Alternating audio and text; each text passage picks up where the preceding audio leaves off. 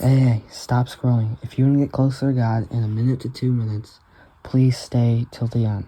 I'm reading a verse from Matthew 7, verse 24 to 27 through 27.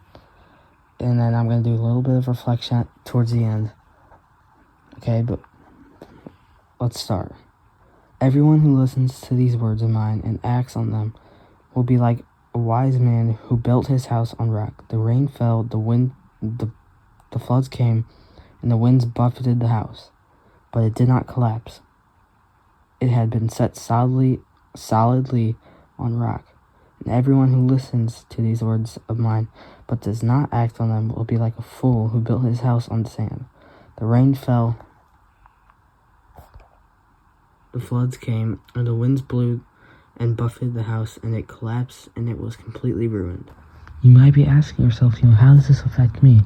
The reason this affects you is because when we read Scripture, when we hear Scripture at Mass, when we hear the Gospel, and we go back and we, start to build our life around what we hear about what we read, it's like building your house on a sturdy foundation, on a rock foundation, a strong foundation.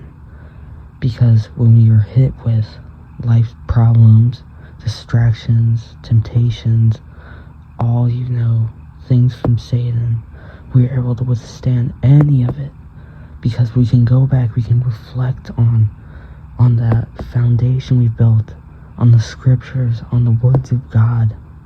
We are able to withstand anything because of that, because we have God with us.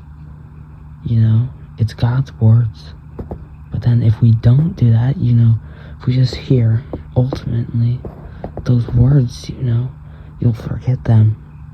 You won't have anything to rely on if you're hit with those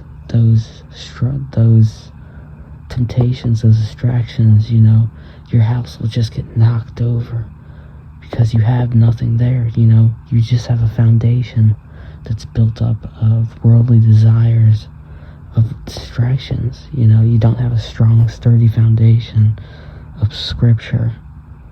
I hope that, this can fix you a little bit to truly, start incorporating Scripture in your life. But don't forget, keep